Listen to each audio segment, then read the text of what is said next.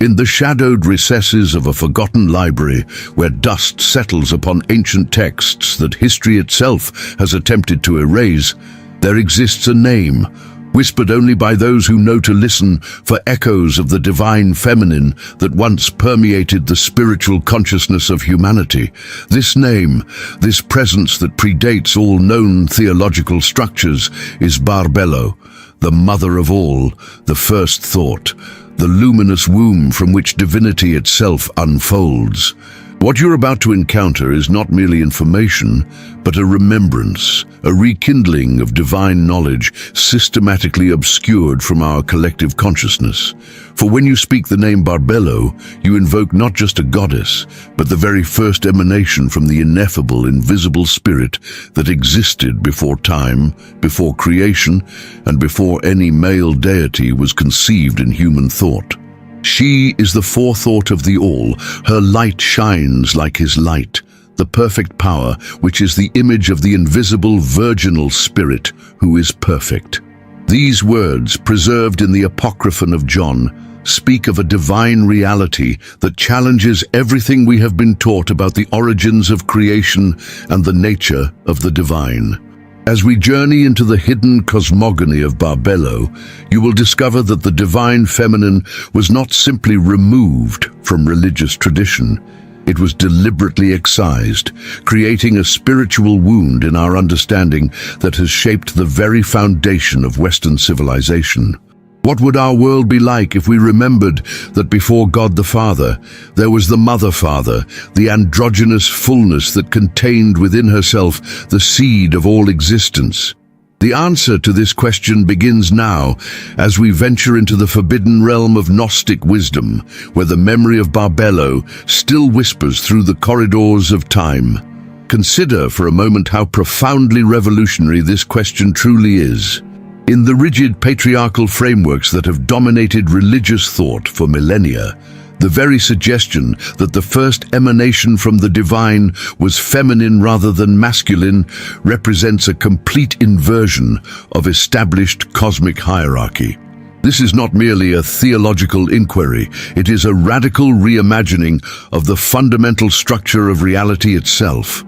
The ancient Gnostic texts recovered at Nag Hammadi in 1945 reveal a startling cosmological vision, one in which the primordial entity that first emerged from the ineffable divine was indeed feminine. This entity, Barbello, was not created by God as a subordinate being, but rather emanated directly from the invisible, ineffable spirit as its first expression of consciousness. What emerges from these texts is a divine order where the feminine principle is not secondary or derivative, but primary and generative. This inverts the entire cosmic order as we've been taught to understand it. Imagine the implications. If the first divine being was feminine, then all subsequent creation, including what we understand as masculine divinity, would by necessity flow from and through the feminine. The entire foundation of patriarchal religion, which positions the masculine as primary and the feminine as secondary, becomes unsustainable when faced with this alternative cosmic genesis. The Roman philosopher Cicero once observed that custom becomes second nature. After 2 millennia of patriarchal religious dominance, the idea of a supreme goddess feels foreign, even heretical to many. Yet what if this sense of strangeness is not because such a concept is unnatural, but because we have been conditioned to forget what was once understood as the natural order? The Pistis Sophia, another Gnostic text, describes how the higher realms of divine reality were systematically obscured from human consciousness, creating a state of cosmic amnesia. What we now struggle to comprehend was once perhaps self-evident, that the womb of creation, the matrix from which all manifests, must by its very nature embody feminine generative principles.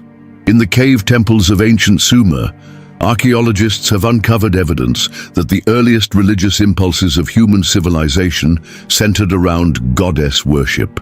The Venus of Willendorf and countless other prehistoric feminine figurines suggest that our species' first conception of divinity was feminine, not masculine. These artifacts, dating back 25,000 years or more, point toward an original spiritual understanding that aligned with what the Gnostics would later articulate, that the feminine principle stands at the beginning of all things.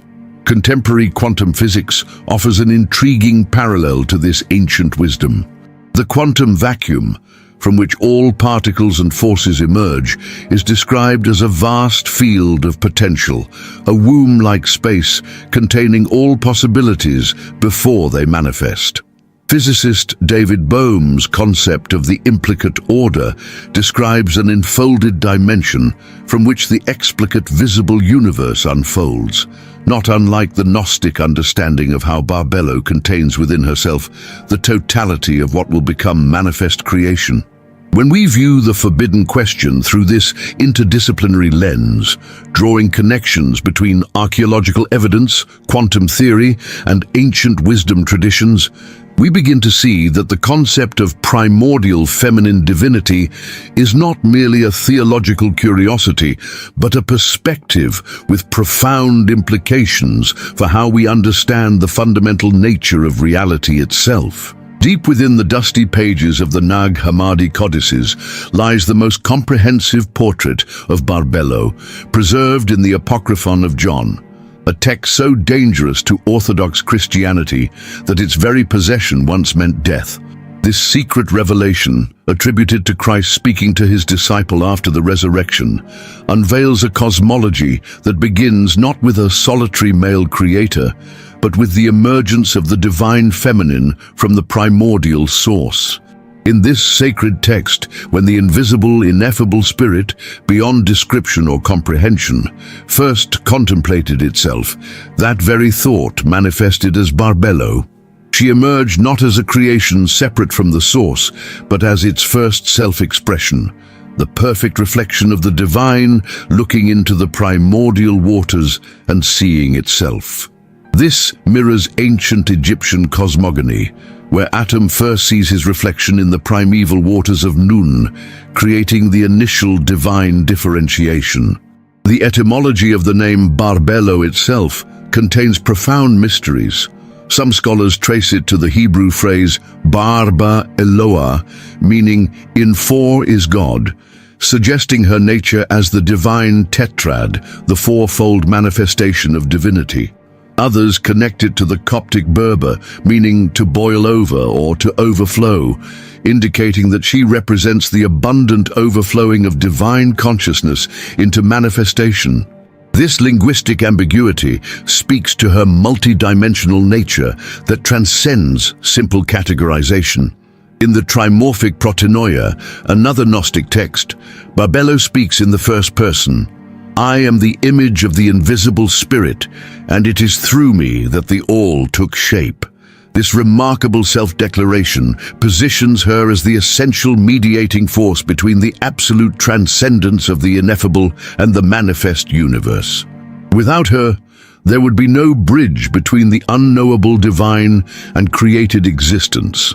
The Gospel of the Egyptians presents yet another facet of Barbello, describing her as self-originated, echoing ancient Egyptian descriptions of the goddess Neith as the one who gave birth to birth, who needed no consort to bring forth creation.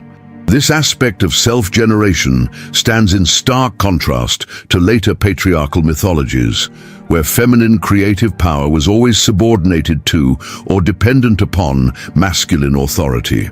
What emerges from these varied texts is not a single, easily defined deity, but a complex divine principle who contains within herself seeming contradictions and paradoxes. She is simultaneously described as the Mother-Father, the thrice male, and the Virgin Spirit, transcending gender while embodying its fullness. This paradoxical nature reflects the Gnostic understanding that true divinity exists beyond the limitations of binary thinking. The renowned psychologist Carl Jung, in his extensive studies of Gnostic symbolism, recognized in Barbello the archetype of the anima mundi, the world soul that animates all creation. Jung observed that the suppression of this feminine principle in Western religion created a profound psychological imbalance that continues to manifest in our collective psyche as disconnection from nature, from our bodies, and from intuitive wisdom. Contemporary feminist theologian Elizabeth Schussler Fiorenza has noted that Barbello represents a radical theological alternative, one in which divinity is understood not through hierarchical dominance, but through generative relationship. In this model, divine power flows not from control, but from connection, not from separation, but from integration, a perspective increasingly relevant in our fragmented modern world. As we piece together these fragments of ancient wisdom, what emerges is a portrait of Barbello, not merely as a forgotten goddess, but as the embodiment of a fundamentally different understanding of the divine, one in which the feminine principle is recognized as the primary mediating force between the absolute and the manifest, between unity and multiplicity, between transcendence and immanence. The magnificence of Barbello cannot be contained within a single name or descriptor. Throughout the Gnostic texts, she accumulates a constellation of titles that together illuminate her comprehensive cosmic significance. Each appellation reveals a different facet of her divine nature, creating a multidimensional portrait of her role in the spiritual cosmos. The Mother of All is perhaps her most profound title, positioning her as the universal matrix from which all existence emerges. This is not mere metaphor, but a precise cosmological principle. She functions as the generative womb that gives birth to all subsequent divine emanations, including the aeons, the archons, and even Christos himself. This title echoes across cultures, resonating with a deity of Vedic tradition, the Boundless One, Tiamat of Mesopotamian cosmology, the primordial waters, and Mut of Egypt, the Mother. In each tradition, we find recognition that before individuated existence can emerge, there must first be the all-containing maternal principle. As first thought, protonoia or enoia in Greek, Barbello represents the initial movement from absolute unity into the first differentiation, the primordial thought that becomes the foundation for all subsequent creation. This title reveals her epistemological significance. She is not merely the physical matrix of creation, but its conceptual blueprint, the divine intelligence that precedes manifestation.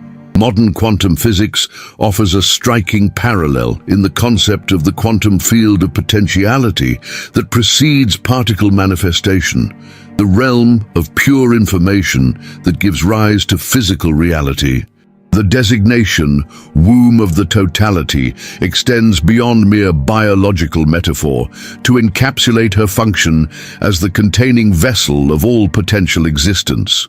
The Greek term pleroma, fullness, used in Gnostic texts, describes the realm of divine fullness that Barbello encompasses and from which all divine attributes unfold.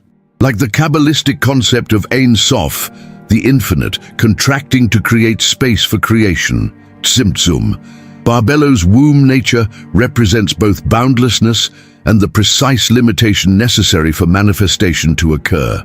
She is also named the Triple-Powered One and the Thrice Male, paradoxical titles that transcend gender binaries while acknowledging her comprehensive nature that encompasses all polarities. These seemingly contradictory designations reveal a sophisticated understanding that true divinity transcends human categories while simultaneously embodying their fullness. Contemporary gender theory, with its recognition of gender as a spectrum rather than a binary, offers modern language for understanding this ancient wisdom. Barbello is not female in opposition to male, but rather the unified field from which all gender expressions emerge.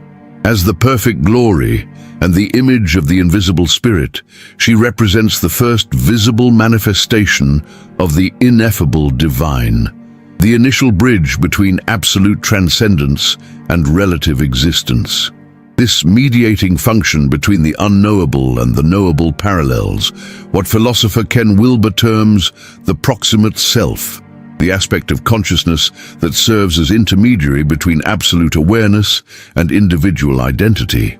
Psychological analysis reveals that these titles collectively constitute what Jung would call a complete archetype of wholeness, one that integrates rather than fragments, that unifies rather than divides.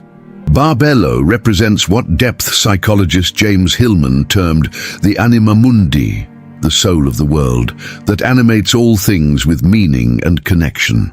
The title, Eternal Aeon, positions her outside linear time, inhabiting what philosopher Henry Bergson called duration, the continuous, non-divisible flow of time that contains all temporal moments simultaneously.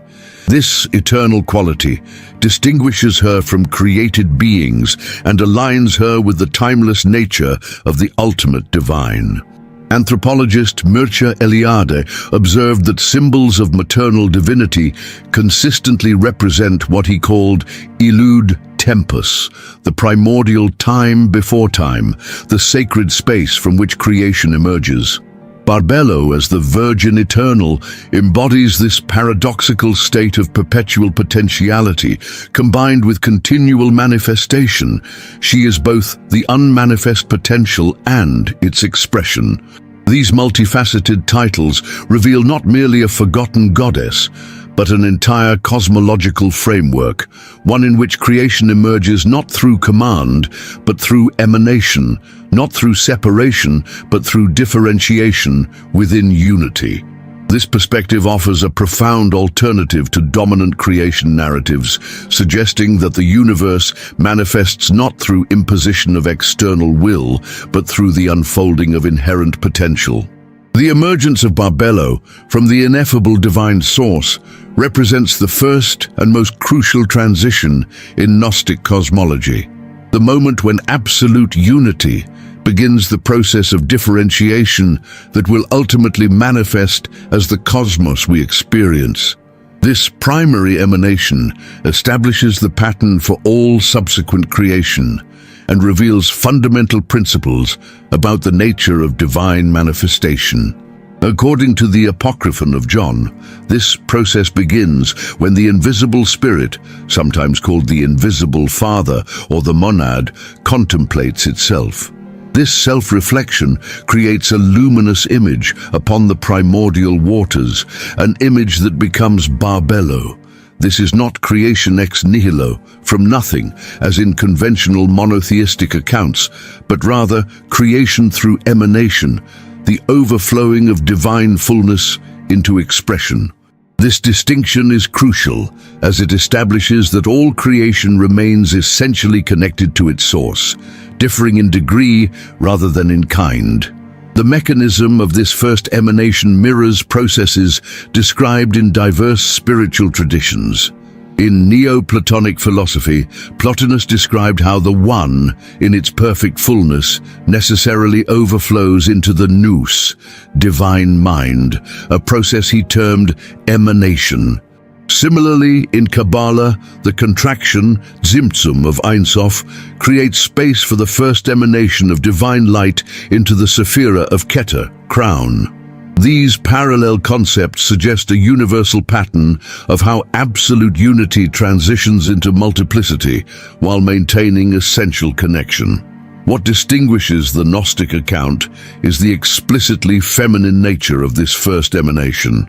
Unlike later theological frameworks that positioned the masculine principle as primary, Gnostic cosmology recognized that the first movement toward manifestation embodies receptive, nurturing, and generative qualities traditionally associated with the feminine. This insight aligns with biological reality, where life emerges from the feminine womb, suggesting that cosmic principles reflect patterns observable in nature. Physicist David Bohm's theory of the implicate and explicate orders offers a contemporary scientific parallel. Bohm proposed that the manifest universe, explicate order, unfolds from a deeper, unmanifest dimension, implicate order, through a process he called unfoldment. Like Barbello emerging from the invisible Father, this transition from unmanifest potential to manifest reality maintains connection between source and expression while allowing for differentiation. The direct nature of Barbello's emanation, with no intermediaries between her and the primal source, establishes her unique ontological status. She is not merely the first created being, but the feminine aspect of divinity itself, the necessary complement that allows the ineffable to become knowable. This direct connection explains her titles as the image and the glory of the invisible spirit. She is not separate from the source, but its first self-expression. From this primary emanation, the process of creation continues through Barbello rather than directly from the invisible Father.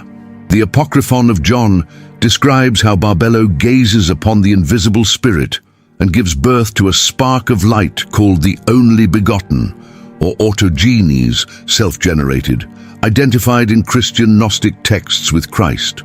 This establishes the pattern whereby each subsequent level of reality emerges not directly from the ultimate source, but through the mediating presence of Barbello.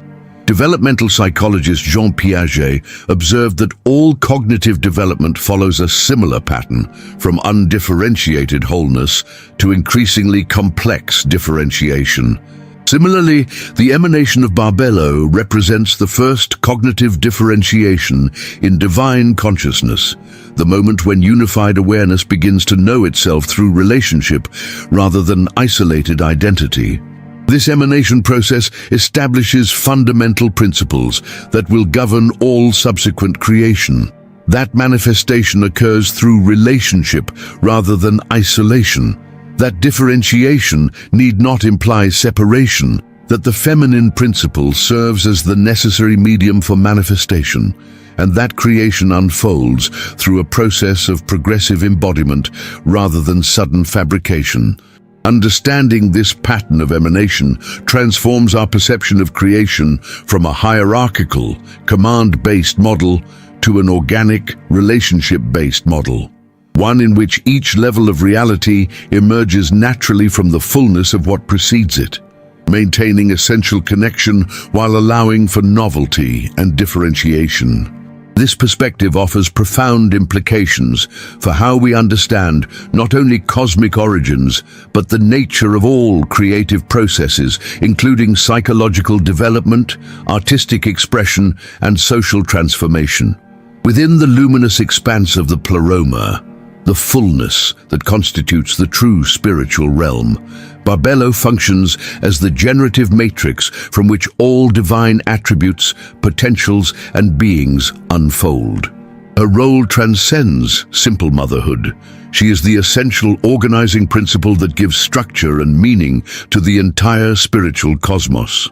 Through her, the undifferentiated unity of the invisible Father becomes the harmonious multiplicity of the divine aeons. The concept of the pleroma itself deserves careful examination. Unlike the material universe, which Gnostics viewed as fundamentally flawed and incomplete, the pleroma represents perfect fullness, a realm where all potentials exist in harmony without lack or conflict. As matrix of this realm, Barbello embodies what philosopher Alfred North Whitehead termed the primordial nature of God, the locus of all pure potential before its actualization in concrete experience. From Barbello emerge the primary aeons, personified divine attributes that collectively constitute the fullness of spiritual reality. These include foreknowledge, pronoia, incorruptibility, aphtharsia, eternal life, aionios zoe, and truth, aletheia. Each of these emanations represents a facet of divine consciousness becoming distinct while remaining connected to its source. This process mirrors what systems theorist Ervin Laszlo describes as coherent differentiation, the emergence of complexity that maintains internal harmony rather than fragmentation. The relationship between Barbello and the aeons she engenders establishes a crucial theological pattern, one in which divine attributes are understood not as abstract properties, but as living, personified beings in relationship. This perspective offers a profound alternative to the conception of God as a solitary being possessing various attributes. Instead, the divine is understood as a community of interconnected conscious energies, all emerging from and returning to the maternal source that is Barbello. In some Gnostic texts, these emanations are described as coming forth in male-female pairs called syzygies, reflecting the principle that creation requires the interaction of complementary forces. This pattern establishes balance at the very foundation of existence. Each divine quality manifests through relationship rather than isolation, through dialogue rather than monologue. Contemporary quantum physics offers a striking parallel in the understanding that particles always exist in relationship, defined by their interactions rather than by isolated properties. The emergence of these aeons follows a precise mathematical pattern. The Valentinian Gnostic tradition describes 30 aeons arranged in specific groupings: an ogdoad, group of 8, a decad, group of 10, and a dodecad, group of 12, creating a harmonious numerical structure that reflects what Pythagoras called the music of the spheres. But this mathematical precision contradicts the common misconception that Gnostic cosmology was merely elaborate mythology. Rather, it represents a sophisticated attempt to describe the fundamental patterns governing consciousness and manifestation. Modern depth psychology offers valuable insights into this arrangement of divine attributes. Jung observed that the aeons closely resemble what he termed archetypes, the fundamental organizing patterns of the collective unconscious that structure human experience. The Gnostic understanding that these archetypes emerge from a unified feminine source, Barbello, suggests that all psychological patterns ultimately derive from a common matrix of consciousness. Anthropologist Claude Lévi-Strauss demonstrated that mythological systems function as attempts to resolve fundamental contradictions in human experience. The Gnostic arrangement of aeons emerging from Barbello represents such a resolution, addressing how unity becomes multiplicity, how the ineffable becomes knowable, and how absolute transcendence manifests in relative expression. What makes this cosmological system revolutionary is its foundation in the feminine principle. Unlike later theological frameworks that positioned God the Father as the originator of all divine qualities, Gnostic understanding recognized that these qualities emerge through the mediating, organizing, and nurturing function of Barbello. This perspective aligns with contemporary ecofeminist philosophy, which recognizes that life emerges not through dominance, but through relationship, not through separation, but through connection. The pleroma, with Barbello as its matrix, establishes a template for understanding wholeness that stands in stark contrast to fragmented modern consciousness. It suggests that true integration comes not through reducing multiplicity to enforced unity, but through allowing differentiation to emerge naturally from a common source, a principle with profound implications for psychological healing, social harmony, and ecological balance.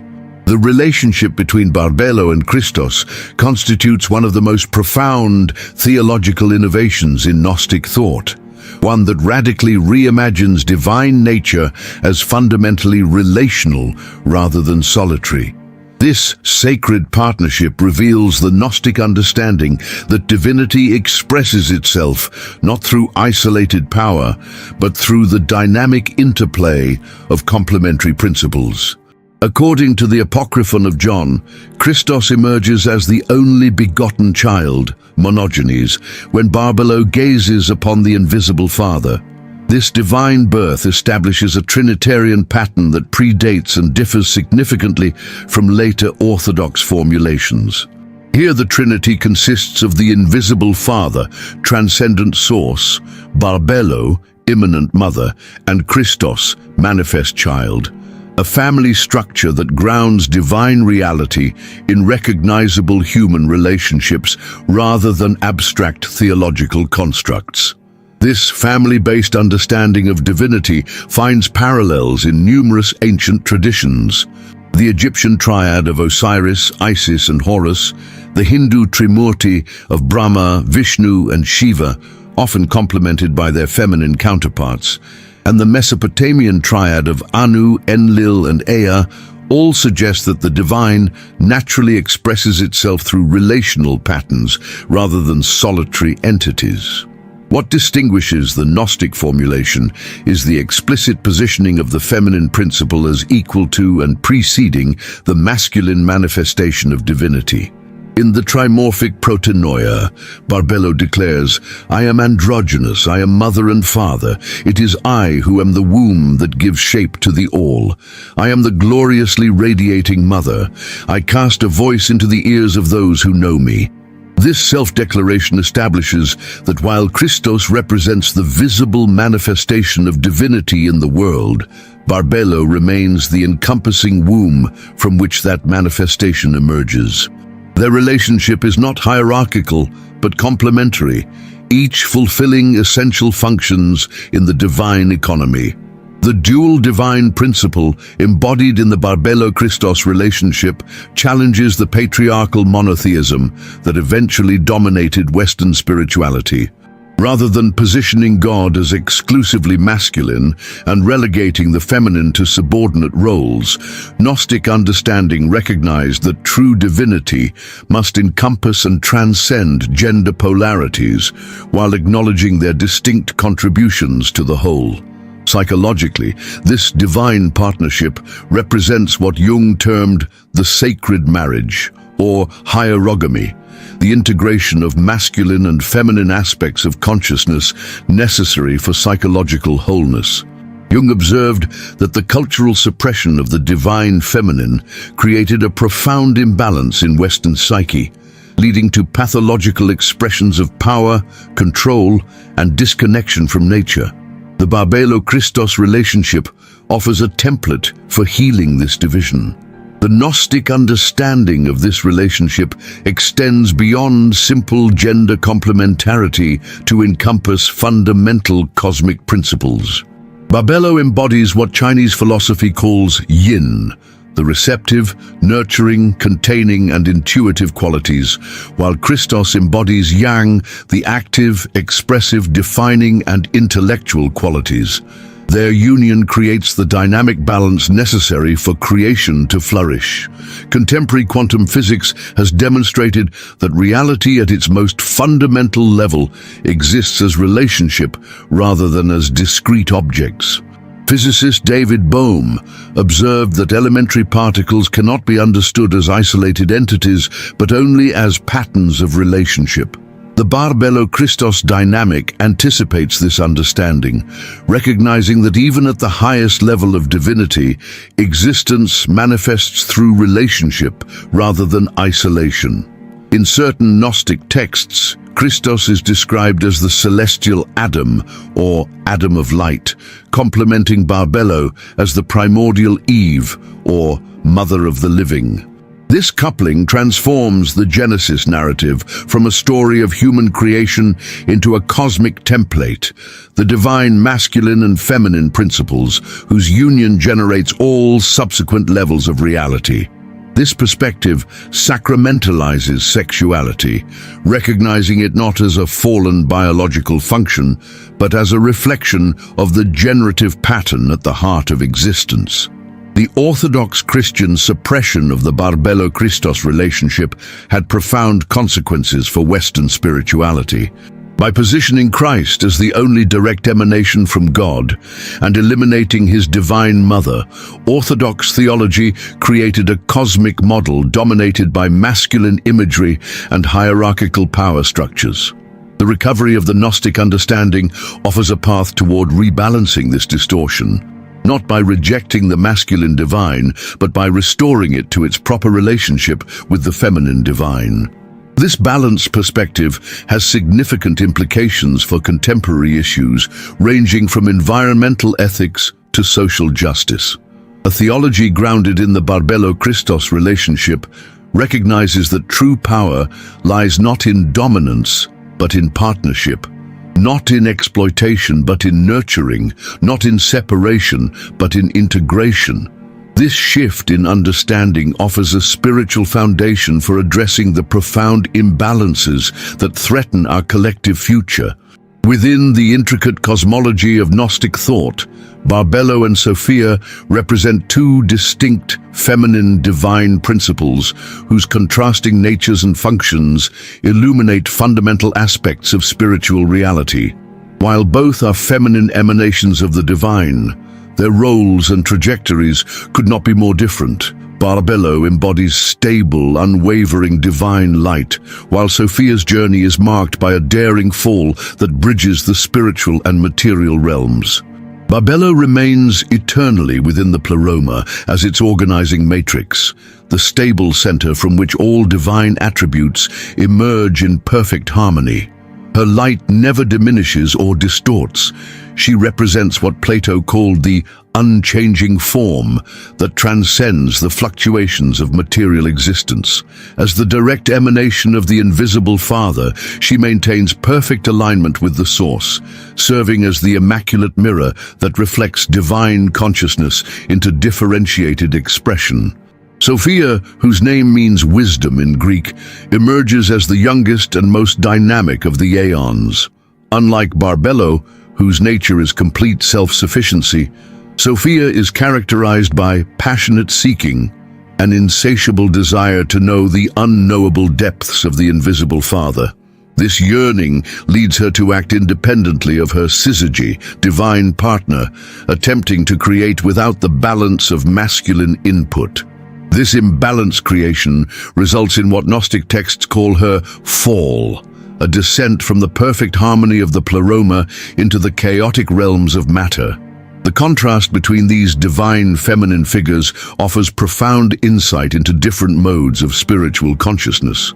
Barbello represents contemplative wisdom, the serene awareness that rests in perfect knowledge of divine reality.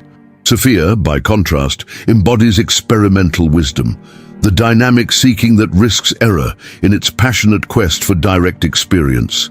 Both are essential aspects of the spiritual journey. Contemplation provides stable foundation, while experimentation enables growth through challenge. This distinction parallels what Buddhist philosophy describes as the difference between prajna, transcendent wisdom, and karuna, compassionate engagement. Barbello embodies prajna, the unwavering awareness that perceives the perfect nature of reality beyond all distortion. Sophia manifests karuna, the compassionate movement into the realms of suffering and limitation to bring transformation from within. Psychologically, these contrasting divine feminine principles correspond to what Jung identified as different aspects of the anima, the feminine dimension of consciousness. Barbello represents the higher anima, the transpersonal wisdom that connects individual consciousness to universal patterns. Sophia embodies the evolving anima, the aspect of feminine consciousness that engages with personal growth through confrontation with shadow elements. The consequences of their different trajectories are profound. Barbello's stable presence ensures that divine perfection remains eternally accessible, regardless of the distortions that occur in lower realms. Sophia's fall, while initially appearing as error, ultimately serves a crucial purpose. It establishes a direct connection between the highest spiritual realms and the material world. Through her descent, divine consciousness becomes embedded within matter itself, creating the possibility for evolution and return. According to the Apocryphon of John, Sophia's unauthorized creation results in the formation of Yaldabaoth, the demiurge who fashions the material world in ignorant imitation of the pleroma. This flawed creator, unaware of the higher realms, declares himself the only God, establishing the metaphysical foundation for spiritual ignorance. Yet even this apparent catastrophe serves a hidden purpose, as it creates the conditions for consciousness to experience separation and return, forgetfulness and remembrance. Contemporary evolutionary theory offers an intriguing parallel to this Gnostic narrative. Biologist Stuart Kaufman describes how complex systems require a delicate balance between stability and exploration. Too much stability prevents evolution, while too much exploration leads to chaos. Barbello and Sophia represent these complementary principles on a cosmic scale, Barbello maintaining the stable pattern of divine perfection, while Sophia's exploratory movement creates the conditions for evolutionary development. The relationship between these divine feminine principles is not one of opposition, but of complementarity. In several Gnostic texts, Barbello sends emanations of herself to assist Sophia in her fallen state, suggesting that even the apparent opposition between stability and change ultimately serves a unified purpose. This perspective offers a profound alternative to dualistic thinking that posits irreconcilable conflict between opposing forces. The redemption of Sophia, her eventual return to the pleroma, bringing with her the transmuted wisdom gained through her descent, completes a cosmic cycle that enriches divine consciousness itself.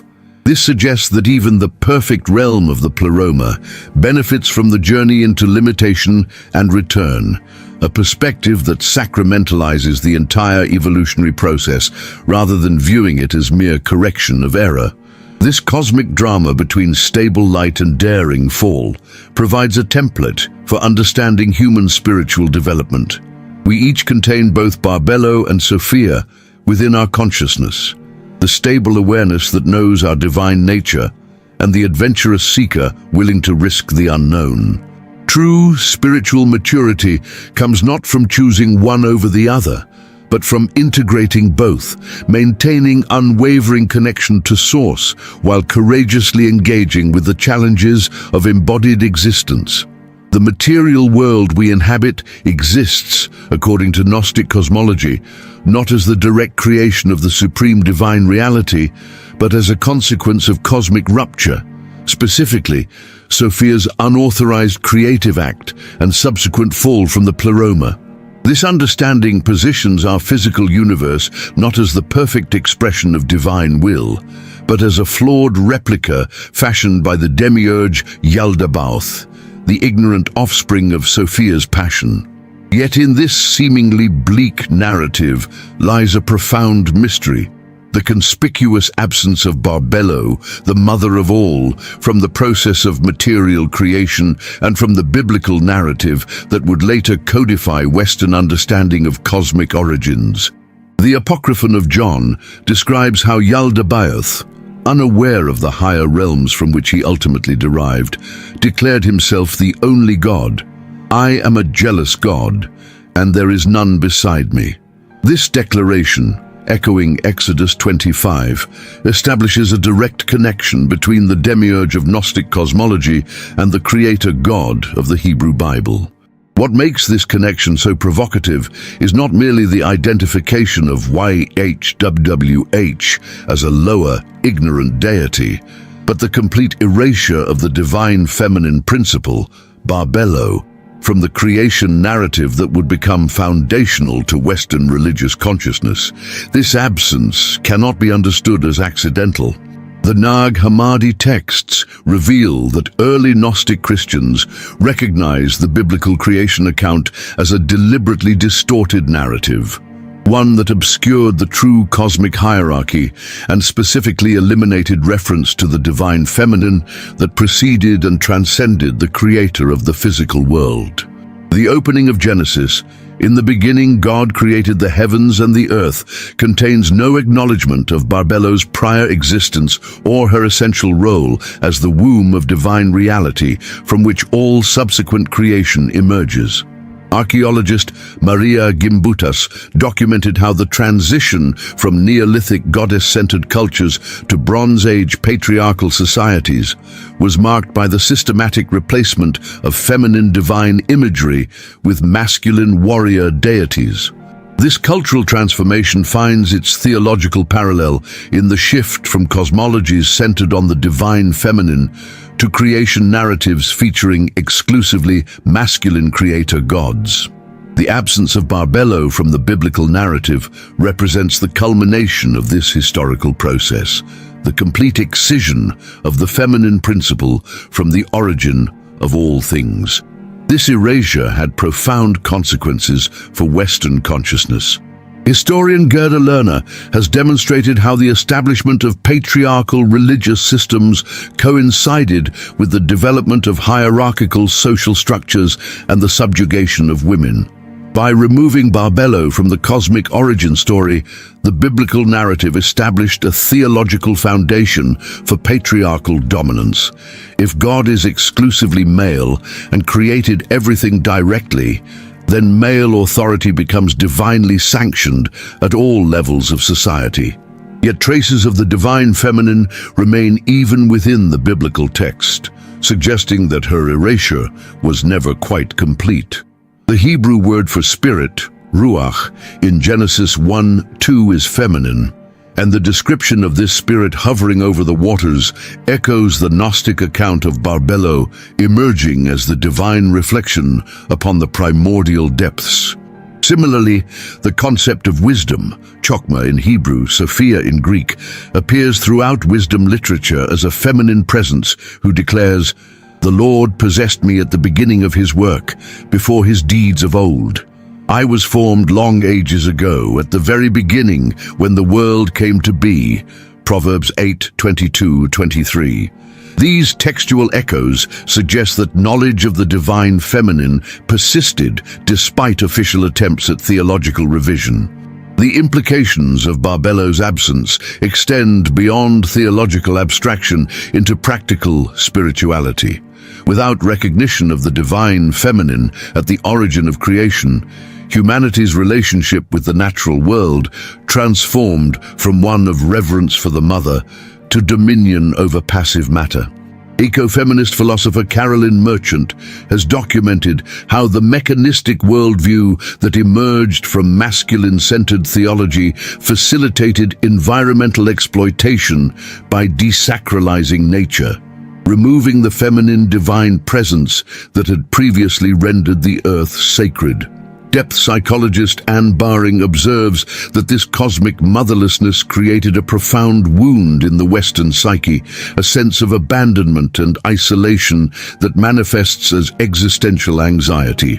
Without Barbello as the containing womb of existence, the material world comes to be perceived as alien territory rather than as an extension of divine nurturing presence. This psychological disconnection underlies much of modern humanity's destructive relationship with both inner and outer nature. Contemporary quantum physics offers intriguing parallels to the Gnostic understanding of material creation. Physicist David Bohm described physical reality as an explicate order that unfolds from a deeper implicate order, similar to how the demiurge's creation emerges as a limited expression of patterns originating in the pleroma. The observer-dependent nature of quantum phenomena suggests that consciousness and matter are not separate categories, but interconnected aspects of a unified reality, echoing the Gnostic insight that divine consciousness remains present within the material world, despite the demiurge's ignorance of higher realms. The absence of Barbello from both biblical narrative and material creation reveals a crucial Gnostic insight, that our physical universe, while containing reflections of divine patterns, exists at a remove from the fullness of divine reality. This is not, however, cause for despair, but for awakening. The recognition that we inhabit a realm fashioned by limited consciousness invites us to look beyond appearances to the transcendent truth, to recognize that behind the veil of physical limitation lies the infinite womb of Barbello, the mother of all, who continues to hold all creation within her luminous embrace. This understanding transforms our relationship with material existence, not rejecting it as merely illusory, but recognizing it as a limited expression containing hidden connections to transcendent reality. Like Plato's prisoners perceiving shadows on the cave wall, we are invited to turn our awareness toward the light that casts those shadows, the eternal presence of Barbello that remains accessible to awakened consciousness despite her absence from official narratives. The erasure of the goddess, suppression of the Gnostic tradition by institutional Christianity.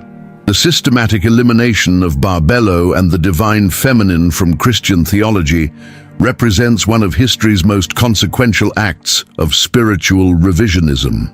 This was not merely theological disagreement, but a deliberate campaign to eradicate an entire understanding of cosmic origins and divine nature, one in which the feminine principle held primacy. The mechanisms, motivations, and profound consequences of this erasure reveal how theological positions serve not just spiritual, but social and political functions. By the late 2nd century CE, as Christianity transitioned from persecuted sect to institutional power, church fathers including Irenaeus, Tertullian, and Hippolytus produced voluminous writings condemning Gnostic traditions as heretical. Their specific targeting of Barbello reveals the particular threat posed by feminine divine imagery. Irenaeus, in his Against Heresies, mockingly describes followers of Barbello, whom he calls Barbello Gnostics, as practicing immoral rituals, a common tactic of associating feminine spiritual imagery with sexual licentiousness to discredit it. The Council of Nicaea, in 325 CE, convened by Emperor Constantine, marked the official consolidation of what would become Orthodox Christianity. The Nicene Creed, with its emphasis on God the Father, maker of heaven and earth, codified a strictly patriarchal cosmology that eliminated any reference to divine feminine principles. This theological formulation served not only religious, but imperial purposes, establishing a cosmic hierarchy that mirrored and sanctified the hierarchical structure of the Roman Empire itself. The suppression became physical as well as ideological. The destruction of the Great Library at Alexandria, which contained countless Gnostic texts, represented a devastating loss of alternative theological perspectives. The later burial of the Nag Hammadi codices in the Egyptian desert was likely an attempt to preserve these teachings from systematic destruction. Historian Elaine Pagels has documented how those who continued to venerate the divine feminine or maintain Gnostic beliefs faced excommunication, exile, and even execution as heretics. This theological purge occurred within a broader historical context. Classical scholar Sarah Pomeroy has demonstrated how the Greco-Roman world was already shifting from relative gender complementarity towards stricter patriarchal structures. The suppression of Barbello aligned with and accelerated this social transformation, providing cosmic justification for increasingly rigid gender hierarchies. As above, so below. A exclusively male god naturally sanctified exclusively male authority in religious and civil institutions. The erasure was so thorough that until the discovery of the Nag Hammadi library in 1945, our knowledge of Gnostic cosmology came primarily through the hostile accounts of their orthodox opponents. This represents what sociologist Michel Foucault called subjugated knowledge, understanding that is deliberately buried to maintain dominant power structures. The recovery of these texts allows us to hear the silenced voices directly, revealing the sophisticated spiritual perspectives that were systematically eliminated from Western consciousness. The theological justifications for this suppression reveal its underlying motivations. Bishop Irenaeus argued for one God, one Christ, one Church as necessary for Christian unity, a formula that left no room for Barbello or the complex spiritual ecology she represented. This insistence on singularity and uniformity contrasted sharply with the Gnostic appreciation for multiplicity within unity, for diverse expressions of spiritual truth rather than monolithic doctrine. Feminist theologian Rosemary Radford Ruther observes that the elimination of feminine divine imagery coincided with the exclusion of women from leadership positions in the emerging church hierarchy. By the 4th century, earlier traditions of female apostles, prophets and leaders had been largely erased from official history, just as Barbelo had been erased from cosmic history. The two processes reinforced each other. Without divine feminine models, human feminine spiritual authority became increasingly unthinkable. The psychological impact of this erasure extends far beyond theology into the foundations of Western consciousness. Jungian analyst Erich Neumann demonstrated how the suppression of the Great Mother archetype in Western religious traditions created a profound split in the collective psyche, divorcing spirituality from embodiment, transcendence from immanence, heaven from earth. This psychological fragmentation manifests in the characteristic Western tendency toward dualistic thinking, separating mind from body, culture from nature, masculine from feminine. Eco-psychologist Theodore Roszak argues that this cosmic motherlessness contributed directly to the environmental crisis, as it removed the sense of sacred interconnection with the natural world that had characterized goddess-centered spiritualities. Without Barbello as the divine womb containing all existence, nature became merely raw material for exploitation rather than the living body of the divine feminine. Yet despite this systematic suppression, the divine feminine continued to find expression through alternative channels. The rising cult of the Virgin Mary in medieval Christianity, while officially subordinate to the masculine trinity, contained unmistakable resonances with earlier goddess traditions. Marian titles such as Queen of Heaven, Star of the Sea, and Mother of God echo attributes previously associated with Barbello, Isis, and other manifestations of the divine feminine. Historian Marina Warner has documented how popular devotion to Mary often preserved elements of goddess worship despite official theological restrictions. Similarly, mystical traditions within Christianity, from Hildegard of Bingen's visions of the feminine Sophia to Jacob Boehm's conception of the divine womb, maintained connection with aspects of the divine feminine despite institutional disapproval. These persistent eruptions of feminine divine imagery suggest that the archetypal reality of Barbello could be suppressed but never entirely eliminated from spiritual consciousness.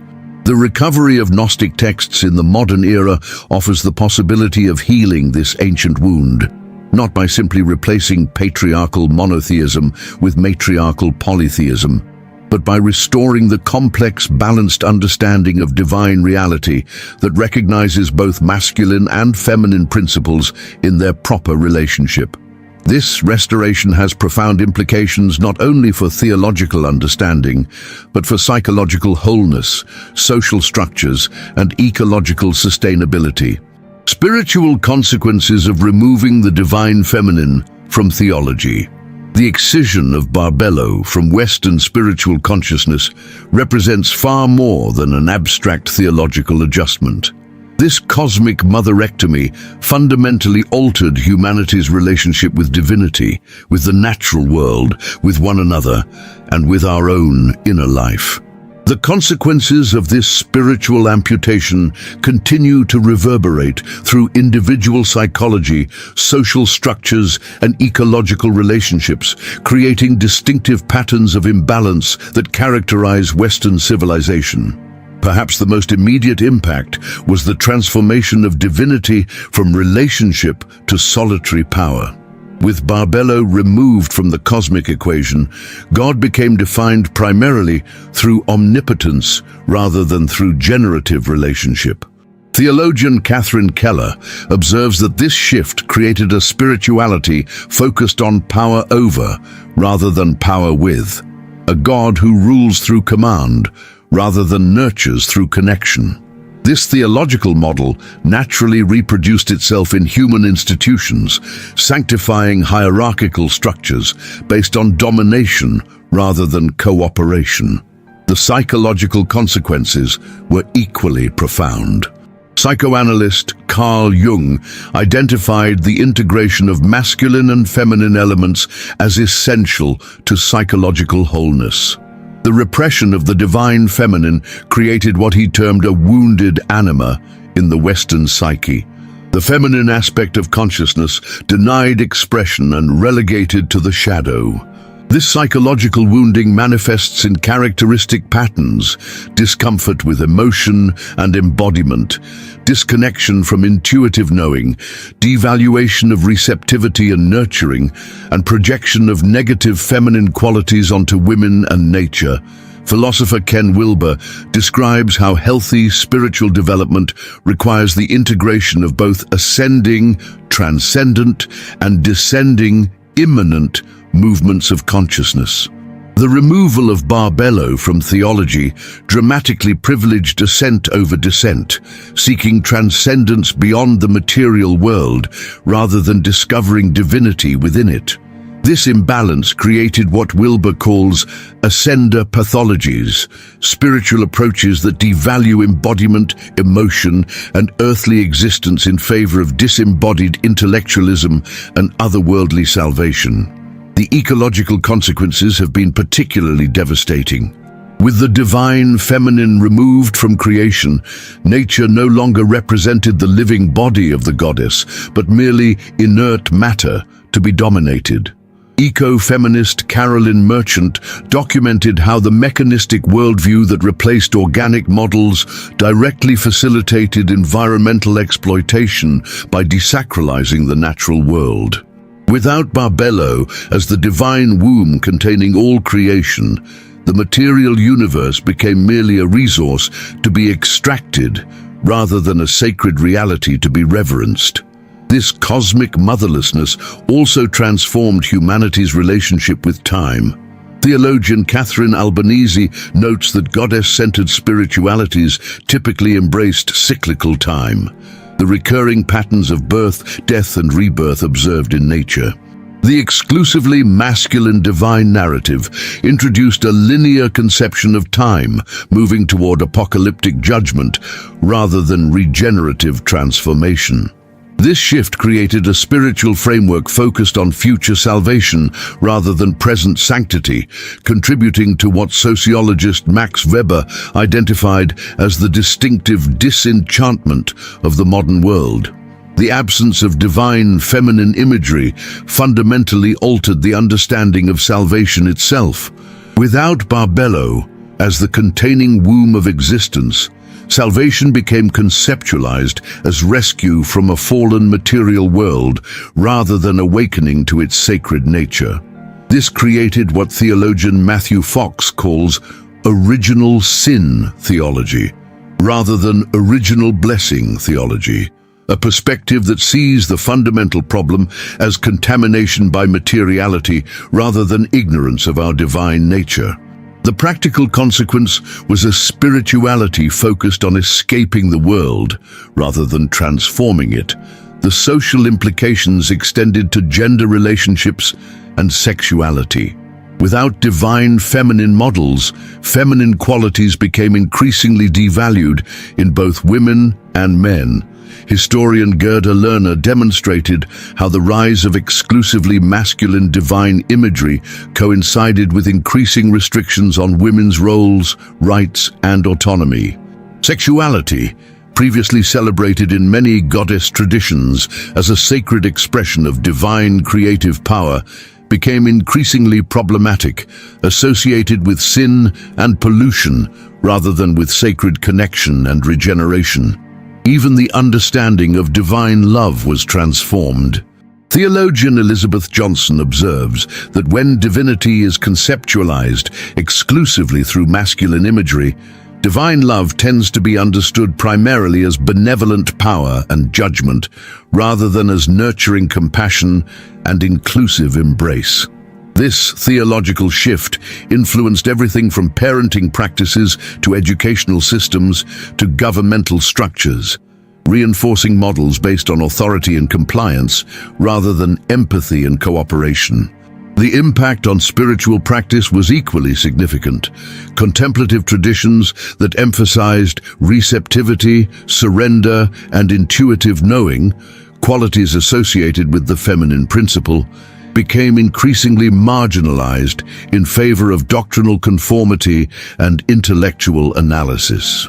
The rich tapestry of embodied spiritual practices that had characterized goddess traditions, sacred dance, ritualized sexuality, earth-based ceremonies, were condemned as pagan and replaced with more abstract, disembodied forms of worship. Perhaps most fundamentally, the erasure of Barbello transformed the basic understanding of how humans relate to the divine. In goddess-centered traditions, divinity was understood as immanently present within nature and the human body, accessible through direct experience rather than requiring institutional mediation. The removal of the divine feminine facilitated what sociologist Peter Berger called religious alienation, the sense that divinity exists at a distance from ordinary experience, accessible only through special rituals, texts, and authorities. The recovery of Barbello and the divine feminine tradition she represents offers the possibility of healing these various wounds, not by simply replacing patriarchal with matriarchal models, but by restoring the cosmic balance between masculine and feminine principles that characterized original Gnostic understanding. This restoration has profound implications for psychological integration, social restructuring, ecological sustainability, and spiritual renewal, suggesting that the recovery of this ancient wisdom may be essential not merely for historical accuracy, but for planetary survival. Hidden traces of Barbello in mystical and symbolic traditions. Despite the systematic theological purge that eliminated Barbello from official doctrine, her presence continued to permeate Western spiritual consciousness through various disguises, coded references, and symbolic manifestations. Like an underground river flowing beneath the surface of orthodoxy, the divine feminine found expression through mystical experiences, esoteric traditions, symbolic systems, and artistic representations that preserved her essential qualities while evading institutional censorship. Perhaps the most significant vehicle for Barbello's continued presence was the cult of the Virgin Mary that emerged in the early medieval period. While officially subordinate to the masculine trinity, the popular veneration of Mary preserved crucial aspects of goddess worship within an acceptable Christian framework. Art historian Marguerite Rigoglioso has documented how Marian iconography frequently incorporated symbols previously associated with goddesses such as Isis, Cybele, and Demeter. The blue mantle, representing the cosmic vault, the crescent moon, the crown of stars, and the rose all connected Mary to earlier feminine divine imagery. Mary's titles preserved attributes remarkably similar to those of Barbello. Theotokos, God-bearer, echoes Barbello as Mother of All. Stella Maris, Star of the Sea, recalls Barbello's association with primordial waters. Queen of Heaven parallels Barbello's position in the Pleroma. The medieval prayer Salve Regina addresses Mary as our life, our sweetness, and our hope. Language strikingly similar to Gnostic descriptions of Barbello as the source and sustenance of spiritual existence. Within the mystical traditions of Christianity, Judaism, and Islam, the divine feminine remained a vital presence despite theological restrictions. Christian mystic Hildegard of Bingen experienced visions of divine wisdom as a feminine presence she called the living light, a luminous being who revealed cosmic secrets in a manner reminiscent of Barbello's role in Gnostic revelation.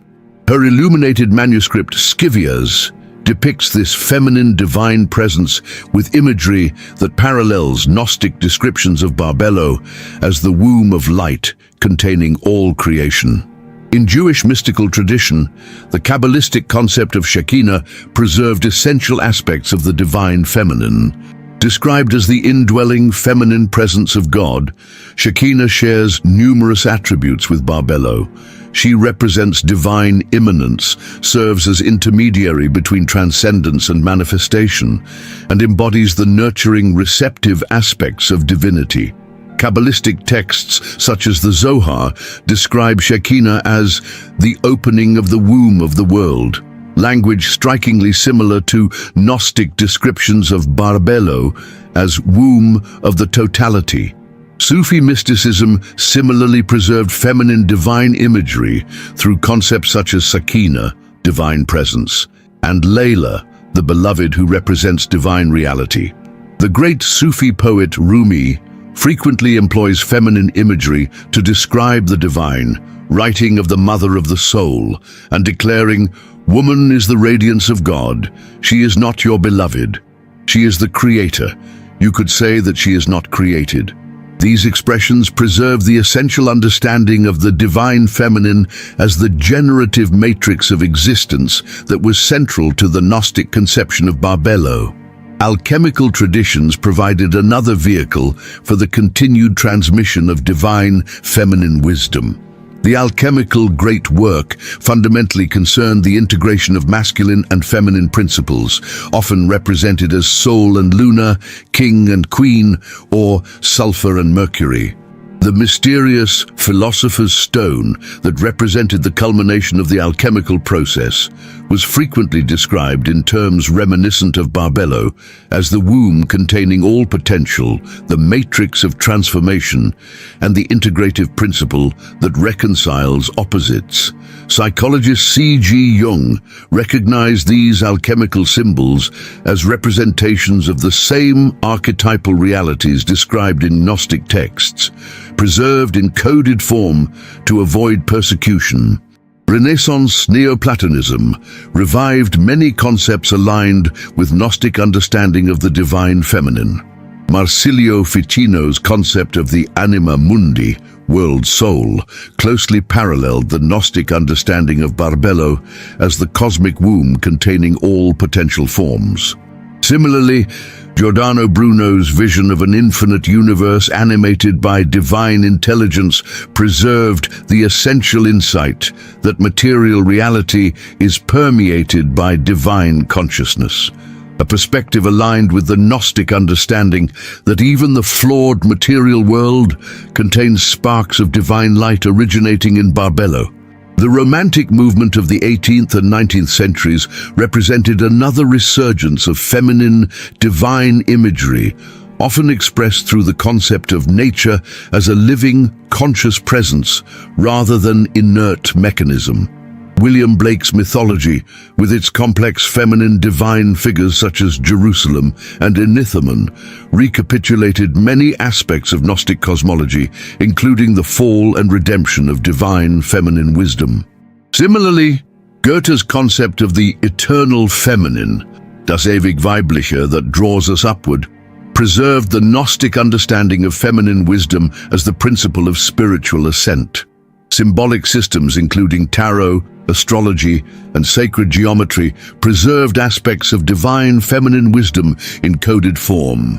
The High Priestess card in the tarot, sitting between pillars of duality with the crescent moon at her feet, embodies attributes of Barbello as the mediating feminine principle between unity and multiplicity.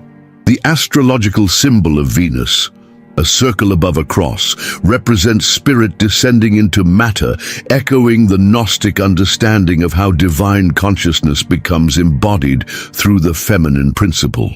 Even within Christian iconography, coded references to the divine feminine persisted. The mandorla, the almond-shaped aureole surrounding Christ in medieval art, derives from the vesica piscis, an ancient symbol of the feminine divine. Art historian Margaret Starbird has documented how this symbol, along with others such as the rose, the chalice and the dove, maintained connections with feminine divine imagery despite official theological restrictions. These diverse manifestations of the divine feminine across mystical traditions, symbolic systems, and artistic expressions reveal how the archetypal reality represented by Barbello continued to find expression despite institutional suppression. Their persistence suggests that the divine feminine represents not merely a theological position, but a fundamental aspect of human spiritual experience, one that re-emerges in various forms because it corresponds to a reality too essential to be permanently erased from consciousness. The recovery of explicit knowledge about Barbello through the Nag Hammadi texts allows these scattered fragments to be recognized as aspects of a coherent tradition, one that offers a profound alternative to the exclusively masculine divine imagery that has dominated Western theology. This recognition opens the possibility of conscious reintegration of the divine feminine, not as a rejection of masculine divine imagery, but as the restoration of cosmic balance between complementary principles that was the original Gnostic vision. The return of the feminine memory in modern spiritual awakening. The resurgence of divine feminine consciousness in contemporary spirituality represents not merely a cultural trend, but a profound remembering, the restoration of an essential dimension of spiritual understanding that was systematically suppressed for millennia. This awakening manifests across multiple domains, from academic scholarship to grassroots spiritual movements, from psychological theory to ecological activism, suggesting a fundamental shift in Western consciousness that parallels and extends the ancient Gnostic understanding of Barbelo as the womb of divine reality. The archaeological and scholarly rediscovery of the divine feminine began with the excavation of prehistoric goddess figurines in the early 20th century, challenging the assumption that monotheistic patriarchy represented humanity's original religious impulse. Archaeologist Maria Gimbutas's groundbreaking work documenting the sophisticated goddess-centered cultures of Neolithic Europe provided compelling evidence that veneration of the divine feminine preceded patriarchal religious systems by thousands of years. This archaeological record found its textual complement in the 1945 discovery of the Nag Hammadi library, which revealed the sophisticated theological frameworks surrounding divine feminine figures such as Barbello and Sophia in early Christian contexts. Feminist theology emerged as a systematic attempt to recover and reintegrate feminine divine imagery within existing religious traditions. Scholars such as Rosemary Radford Ruther, Elizabeth Schussler Fiorenza, and Elaine Pagels demonstrated how the elimination of the divine feminine represented not an inevitable theological development, but a deliberate political process serving specific power interests. Their work revealed how references to feminine divine presence in early Christian texts, including imagery of God as Mother and the Holy Spirit as feminine, were systematically eliminated to consolidate patriarchal authority in both church and society. The depth psychology movement initiated by Carl Jung provided crucial psychological frameworks for understanding the significance of divine feminine imagery.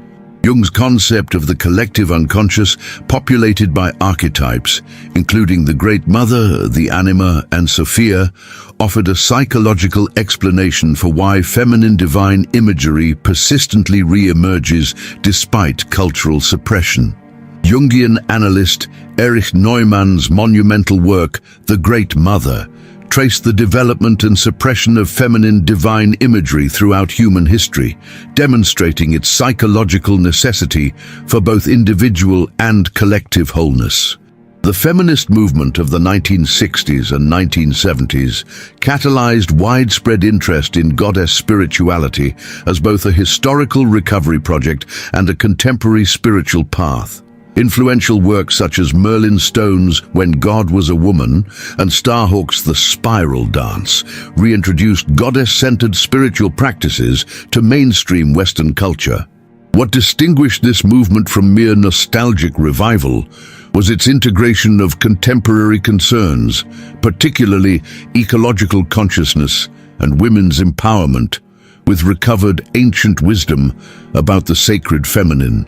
The emergence of ecofeminism in the 1980s and 1990s established crucial connections between divine feminine imagery and environmental consciousness. Scholars such as Carolyn Merchant, Vandana Shiva, and Joanna Macy demonstrated how the desacralization of nature directly followed from the elimination of goddess imagery in Western religion.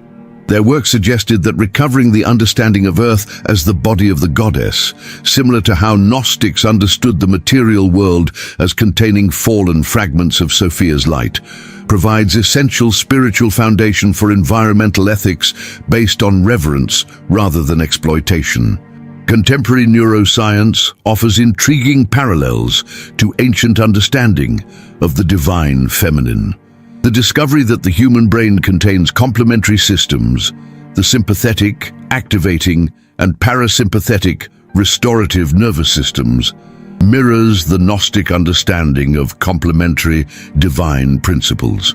Psychiatrist Ian McGilchrist's research on brain hemispheres reveals how the right hemisphere's holistic, contextual awareness, traditionally associated with feminine consciousness, complements the left hemisphere's analytical, sequential processing, traditionally associated with masculine consciousness, suggesting that full cognitive functioning requires the integration of qualities attributed to both masculine and feminine divine principles in Gnostic thought.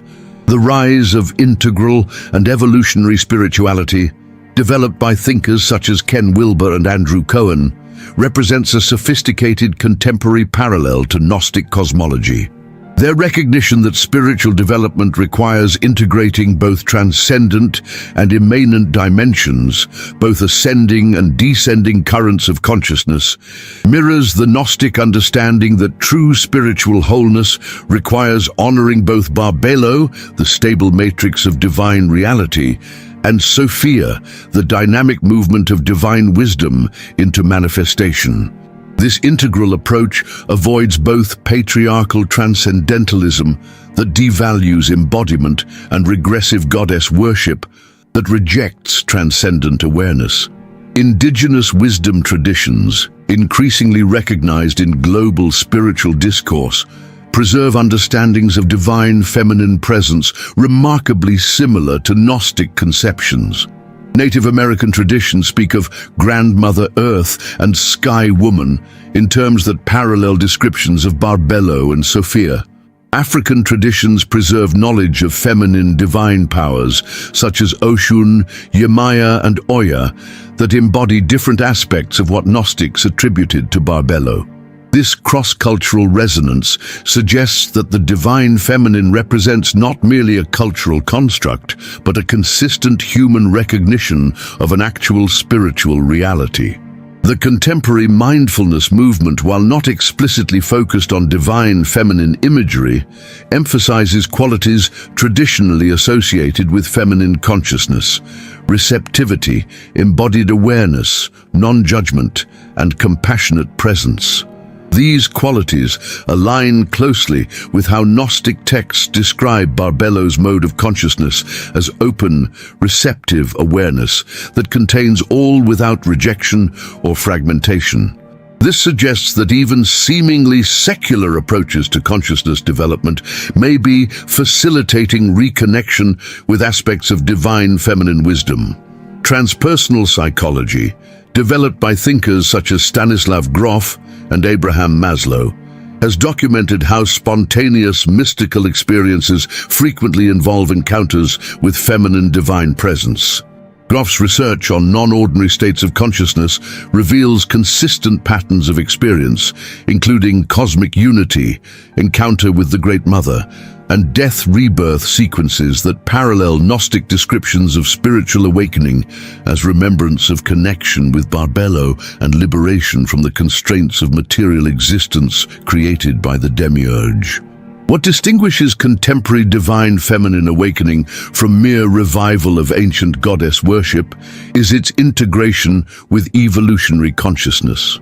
Rather than simply returning to pre-modern conceptions, today's divine feminine spirituality integrates scientific understanding, psychological sophistication, and social justice awareness with recovered ancient wisdom. This creates what cultural historian Richard Tarnas calls a complex marriage of pre-modern, modern, and postmodern elements. A perspective that honors ancient wisdom while engaging contemporary knowledge and concerns. This multifaceted remembering of Barbelo and the divine feminine represents not merely academic recovery, but living spiritual awakening with profound implications for how we understand ourselves and our world. By restoring awareness of the divine feminine as the womb of existence, contemporary spiritual consciousness opens the possibility of healing the fundamental wounds created by her historical erasure, reintegrating matter and spirit, body and consciousness, nature and culture, feminine and masculine in a vision of sacred wholeness that aligns with the original Gnostic understanding that all existence emerges from and returns to the luminous womb of Barbello, mother of all. Final reflection: if Barbello is the origin, what still needs to be remembered? Standing at this threshold of remembrance, where ancient Gnostic wisdom meets contemporary spiritual awakening, we confront a profound question. If Barbello truly represents the original divine feminine principle from which all creation emerges, what dimensions of this primordial truth still await our recognition? What aspects of her wisdom remain veiled, and what might be the consequences of their full remembrance? Perhaps the most radical implication of recognizing Barbello as the origin is the complete reconceptualization of divine nature. The traditional Western understanding of God as a transcendent, exclusively masculine creator who stands apart from creation gives way to recognition of divinity as a dynamic relationship between complementary principles. The ineffable source and its first self-expression, the transcendent Father and the immanent Mother, the potential and its manifestation. This shift transforms theology from a framework based on hierarchy and separation to one grounded in relationship and integration. This relational understanding of divinity naturally extends to human identity. If we emerge from the divine womb of Barbello rather than from the command of a distant creator, our essential nature is one of connection rather than separation. The Gnostic recognition that humans contain divine sparks, fragments of Barbello's light trapped in material existence, suggests that our deepest identity is not as isolated individuals, but as expressions of divine consciousness temporarily experiencing limitation. This perspective offers profound healing for what philosopher Alan Watts called the illusion of separateness, the mistaken perception of isolation that underlies much human suffering. The remembrance of Barbello invites reconsideration of matter itself. Rather than viewing physical reality as fallen, corrupt, or merely inert substance, we might recognize it as the outermost expression of divine emanation, containing within its density the hidden light of Barbello, awaiting recognition. This perspective transforms our relationship with embodiment from rejection or ambivalence to reverent engagement, recognizing the body not as a prison for the soul, but as a living temple wherein divine consciousness experiences itself in form. Such recognition aligns with quantum physics discovery that matter itself is ultimately a form of energy. condensed light, as Einstein's famous equation demonstrates. The ecological implications are equally profound. If the natural world represents not merely the flawed creation of an ignorant demiurge, but a complex system containing fragments of divine light, then environmental ethics becomes not merely practical necessity, but spiritual imperative. The destruction of ecosystems represents not simply material damage, but the desecration of divine presence. This understanding provides spiritual foundation for the deep ecology articulated by philosophers such as Arne Naess and Thomas Berry, who recognize intrinsic rather than merely utilitarian value in natural systems.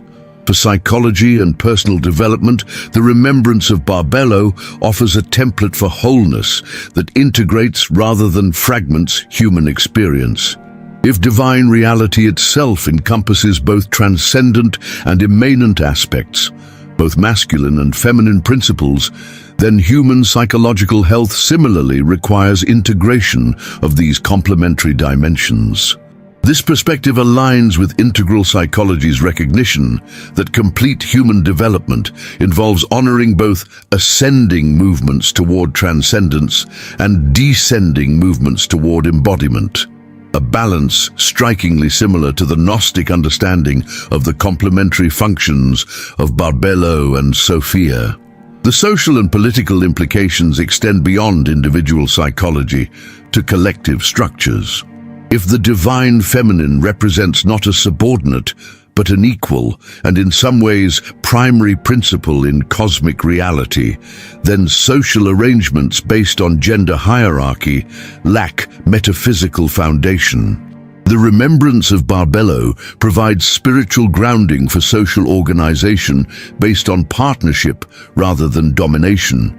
Models aligned with what cultural historian Rian Eisler identifies as the partnership paradigm that characterized goddess-centered cultures before the rise of patriarchal domination systems. The recovery of Barbello's wisdom offers profound healing for humanity's relationship with sexuality. In Gnostic understanding, the syzygy, divine partnership, of masculine and feminine principles at cosmic levels establishes the sacred template for human sexual relationship. This perspective reconsecrates sexuality as participation in the generative pattern of the cosmos rather than as fallen biological function.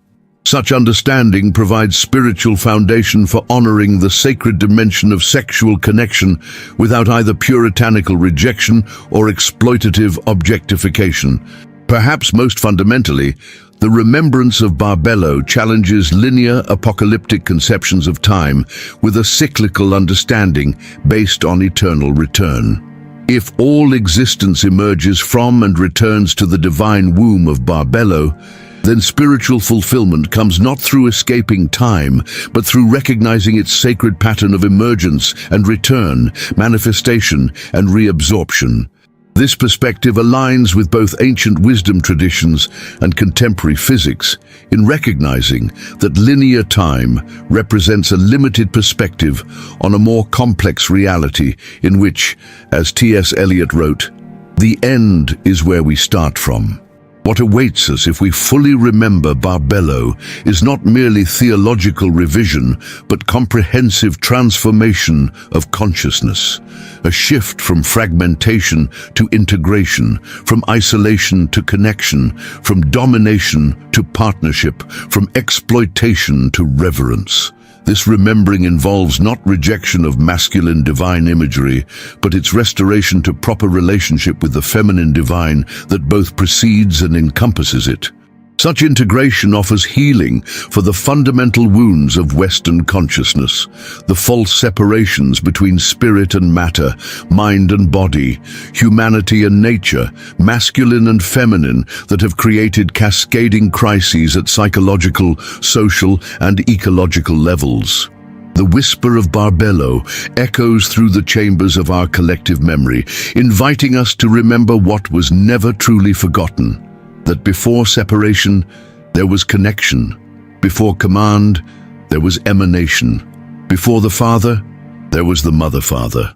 Before time began, there was the luminous womb from which all emerges and to which all returns.